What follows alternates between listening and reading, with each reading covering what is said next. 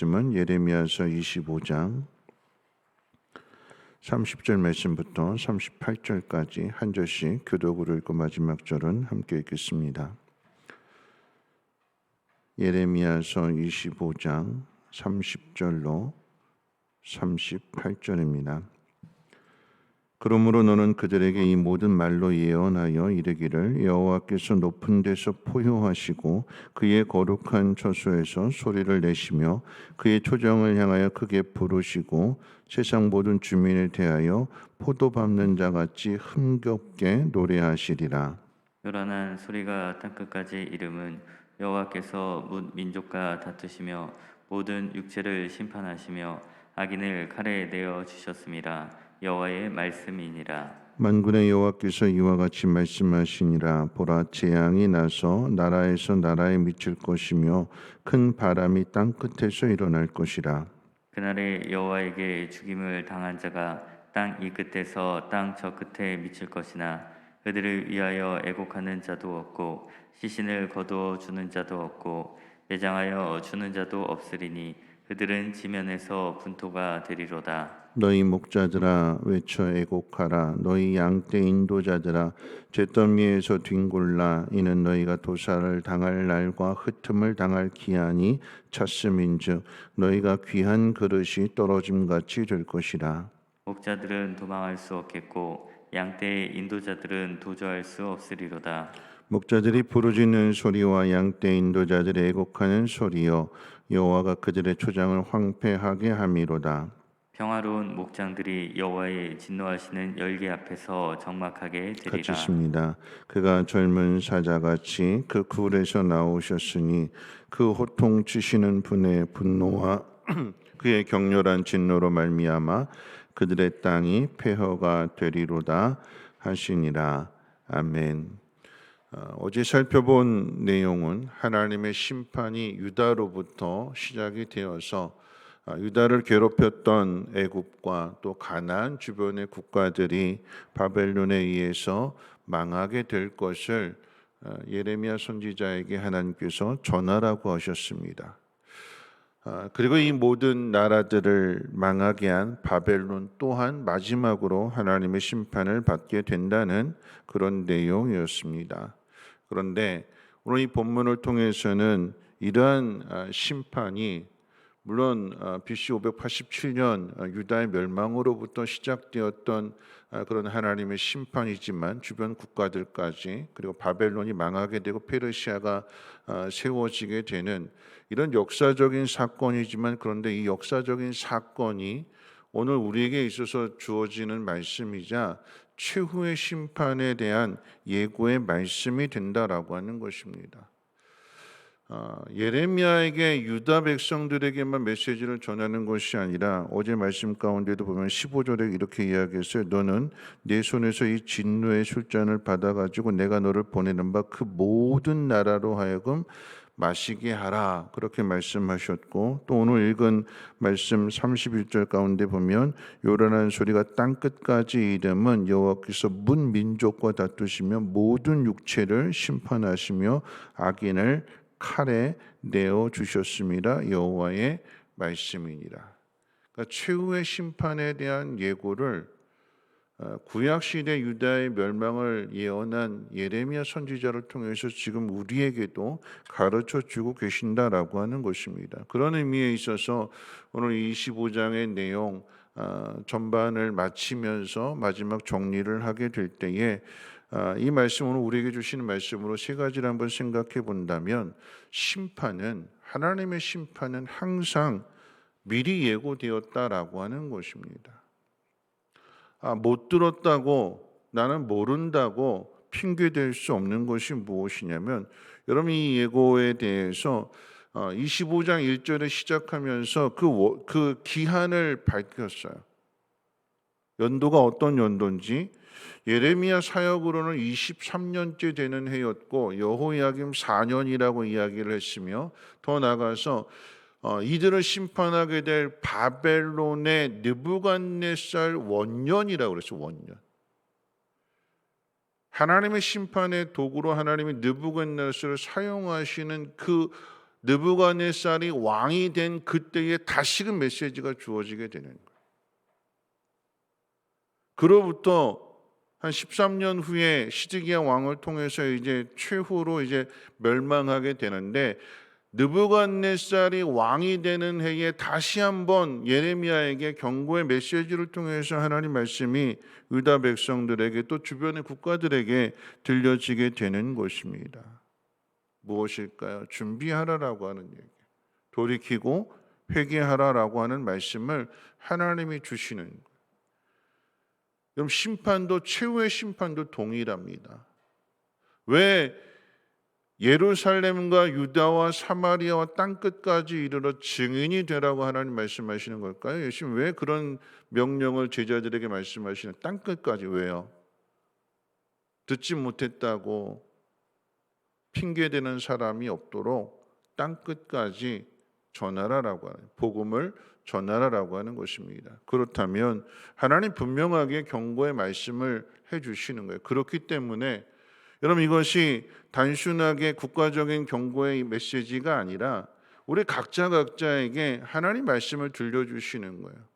듣지 않으면 하나님의 진노와 하나님의 재앙이 이른다라고 하는 것을 어떻게 가르쳐 주실까요? 보라, 지금은 구원받을 만한 때요, 하나님의 은혜를 받을 때다 말씀해 주시잖아요. 보라, 지금은 자다가 깰 때다, 기도할 때다, 시험에 들지 않도록 깨어서 기도하라. 각자 개인의 인생 가운데 있어서도 주님이 제자들에게 말씀하시는 것처럼 분명하게 하나님의 영이 우리 안에서 말씀해 주시는 거예요. 기도할 때다, 정신 차려야 된다, 전도할 때다. 그런데 그 말씀을, 그 경고를 듣지 않으면 어떻게 될까요? 그 다음은 하나님의 진노요, 하나님의 심판이 되는 거죠. 못 들었는데요, 나는 모르겠는데요가 아니라 우리 각자에게 하나님의 영을 통해서 분명하게 말씀해 주시는, 깨우쳐 주시는 거예요. 근데 우리가 듣지 않는 거죠. 무시하게 되는 거죠. 우리 마음대로 살아가게 되는 거죠. 우리는 이 경고를 분명하게 하나님 하셨기 때문에 지금 여러분 놀라운 게 이 25장의 내용을 통해서 최후의 심판까지도 하나님께서 지금 말씀하고 계시는 거예요. 계속해서 반복해서. 두 번째로 생각해 볼 것이 있다면 바벨론에 의해서 망한다고 그랬어요. 바벨론. 다니엘서에도 그렇고 요한계시록에서도 그렇고 최후의 심판에 대해서 말하게 될 때에 바벨론에 의해서 망한다고 동일하게 이야기합니다. 그럼 그 바벨론이 누구냐라고 할 때에 뒤에 가게 되면 신약의 시대가 되면 로마가 되는 것이고, 최후의 마지막 때가 되면 적그리스도가 되는 거죠. 하나님께서 악인들을 내어주시는데 그 칼에 내어주신다고 그랬어요. 그 칼에. 그 칼이 누구냐? 바벨론이라고 이야기할 때 마지막에 되게 되면 적그리스도요. 우리가 요한계시록의 말씀을 통해서 생각해 볼 때 붉은 용이라고 그랬어요. 바다에서 난 붉은 용이 자기 세력을 모은다고 그랬어요. 끝까지 믿음을 지키는 자. 그런데 믿음을 지키지 않고 이 유혹에 넘어가게 되고 이 핍박에 넘어간다면 결국 믿음을 지키지 못한다라고 하는 것은 하나님으로부터 택함을 받은 자가 아니다라고 하는 것이요. 그래서 공중의 권세 잡은 자 앞에 무릎 꿇게 되는, 그리고 마지막으로 하나님은 이 붉은 용을, 이 사탄을 심판하신다라고 하는 것을 우리가 분명하게 안다면 이 바벨론으로 대표되는 이 마지막 때의 적그리스도가 누군지를 분명하게 분별해야 되는 것이고, 그 유혹과 핍박 앞에서 우리의 믿음을 지켜야 된다라고 하는 것입니다. 아브라함과 같은 믿음을 하나님 우리에게 요구하시는 거예요. 어떤 믿음일까요?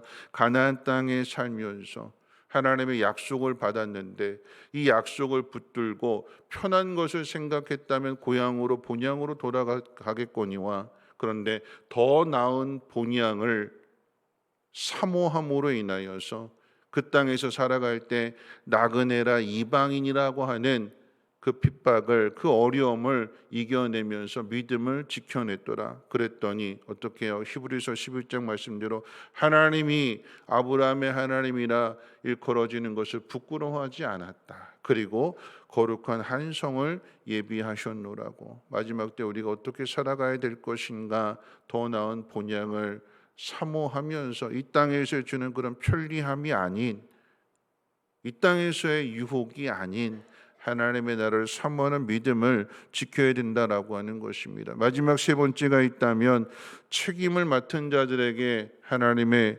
심판이 더 무섭게 주어진다라고 하는 거죠. 유다로부터 시작이 된다고 그랬고, 오늘 본문에 있어서는 목자들에 대한 이야기가 언급되어지게 되는데, 여기서 말하는 목자라고 하는 것은 각 나라의 왕이 되는 거예요. 하나님께서 권세를 주시는 거잖아요.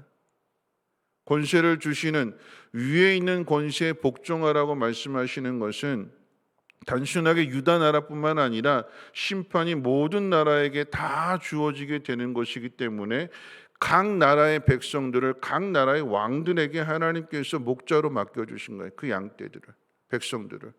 그런데 그 목자들이 자신이 맡은 그 책임을 감당하지 않게 될 때에 하나님은 은혜를 주신 사람들에게, 그러니까 은혜를 우리가 받았을 때에 은혜 받은 만큼 하나님은 우리에게 분명한 것을 요구하시는데, 그런데 은혜 받았음에도 불구하고 그 은혜에 보답하는 삶을 살지 못한다고 하면 그 심판은 마지막에 가서 더 크다라고 하는 거죠. 오늘 본문에 뭐라고 표현하는가 하면 귀한 그릇처럼 대접해 주셨는데, 그런데 귀한 그릇으로서의 그 일들을, 그 사명을 감당하지 못한다면, 그 책임을 감당하지 못한다면 그 귀한 그릇이 어떻게 되는가? 떨어져서 깨지게 된다라고 하는 얘기예요. 귀하게 대접했는데, 그런데 그 귀한 그릇에 귀한 것들을 담아내지 못한다고 하면 그 귀한 그릇은 마지막 때 하나님의 심판의 때에는 깨져서 산산조각이 된다라고 하는 것이고, 하나님은 책임을 맡은 자들에게 더 큰 죄를 물으시고 엄한 죄를 물으신다라고 하는 것입니다. 우리에게 맡겨진 은혜가 크면 클수록, 여러분, 그 은혜를 주시는 이유가 뭘까요? 어제 저녁에 성경 공부하신 분들, 그 이유가 뭘까요? 공동의 이익이라고 그랬어요. 모든 사람에게 유익이 되는, 기쁨이 되는 그 일을 위해서 하나님께서 우리에게 은사를 주시고 성령의 충만함으로 채워주시게 되는 것인데, 다른 사람의 이익이 되지 못하고 공동체 이익이 되지 못하고 그저 나 한 사람으로만 끝나는 것이라고 한다면, 하나님이 우리에게, 목자에게는 양이 있어야 되는데, 그런데 목자가 양을 돌보지 않게 될 때에 하나님은 그 목자에 대한 책임을 물으신다라고 하는 거죠. 가정이 될 수가 있고, 교회가 될 수가 있고, 이 국가가 될 수 있고, 이 공동체라고 하는 하나님께서 하나님의 공의를 나타내시기 위하여 세우신 하나님의 직분자들이 받은 은혜만큼, 받은 사랑만큼 충성됨으로 우리가 보답하지 못한다고 한다면 귀한 그릇이 깨진 그릇이 될 수 있다라고 하는 하나님의 심판은 그만큼 준엄한 것이요, 그 누구도 숨을 곳이 없고 피할 곳이 없다는 것을 오늘 25장 말씀을 통해서 우리에게 주시는 것입니다. 말씀 맺으면서 여러분, 하나님의 심판은 항상 이렇게 미리 예고되어 있어요. 가르쳐 주십니다. 몰라서요, 안 들었어요, 못 들었는데요, 핑계 댈 수 없다라고 하는 것은, 왜냐하면 믿는 자들에게 하나님의 영을 그 마음속에 부어주셨잖아요. 하나님의 영이 우리에게 가르쳐 주시고 깨닫게 해주시는 거잖아요. 지금은 자다가도 깰 때라, 지금은 은혜 받을 만한 때이다, 지금은 깨어서 기도할 때이다, 시험에 들지 않도록.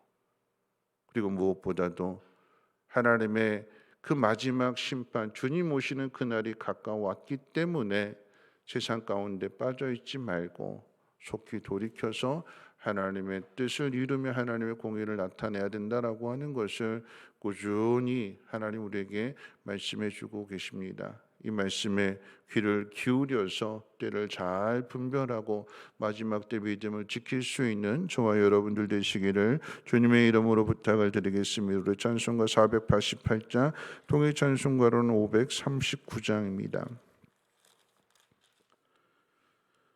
찬송가 488장, 통일 찬송가로는 539장입니다. 이 몸의 소망 무언가 우리 주 예수뿐일세. 우리 주 예수밖에는 믿으리 아주 없도다. 주 나의 반석이시니 그 위에 내가 서리라. 그 위에 내가 서리라. 무섭게 바람 부는 밤 물결이 높이 설렐 때 우리 주 크신 은혜에 소망에 닿을 줄이라. 주 나의 반석이시니 그 위에 내가 서리라. 그 위에 내가 서리라. 세상에 믿던 모든 것 끊어질 그날 되어도 구주의 언약 미사와 내 소망 더욱 크리라. 주 나의 반석이시니 그 위에 내가 서리라. 그 위에 내가 서리라. 바라던 천국 올라가 하나님 앞에 배울 때 구주의 의를 힘입어 어여시 바로 서리라. 주 나의 반석이시니 그 위에 내가 서리라. 그 위에 내가 서리라. 오늘 말씀 생각하면서 우리가 함께 기도하실 때에 하나님의 심판은 미리 예고되어져 있습니다.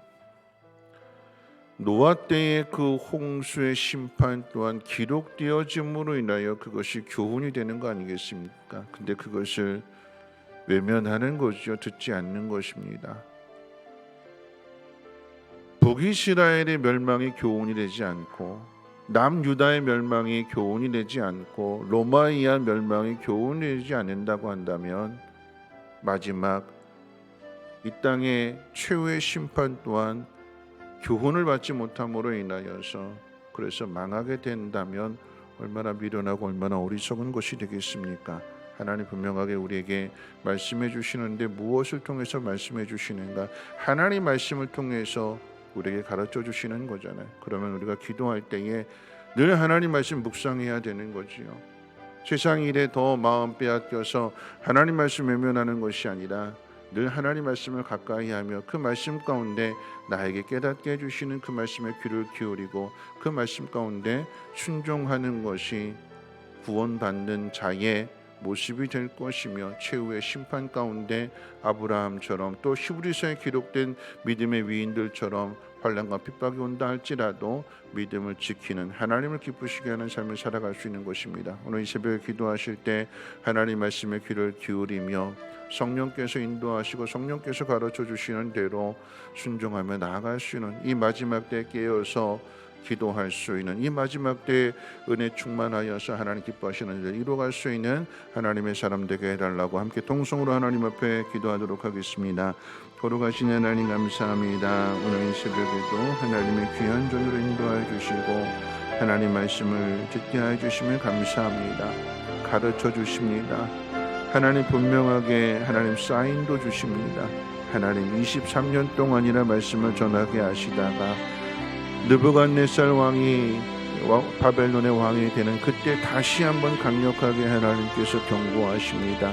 그리고 시간을 주십니다. 돌이킬 수 있는 시간을, 회개할 수 있는 시간을, 깨어 있을 수 있는 시간을 하나님이 주시는데도 불구하고 그 말씀을 듣지 않고 자기 마음대로 살아가게 될 때에 귀한 그릇을 하나님 대접해 주셨는데 하나님 그 사명 감당하지 못함으로 인하여서 깨어진 그릇이 된다는 하나님 말씀을 오늘 마음 가운데 새기게 하여 주시고 하나님 마지막 날을 향하여 우리가 가고 있을 때에 하나님 믿음을 지키는 사람들 되게 하시고 보라 지금은 은혜 받을 만한 때요 구원의 날이라고 하신 하나님의 말씀을 마음 가운데 새기고 하나님 은혜 앞에 집중하게 해주시고 은혜 받은 자로 살아갈 수 있도록 하나님 인도해 주시기를 원합니다.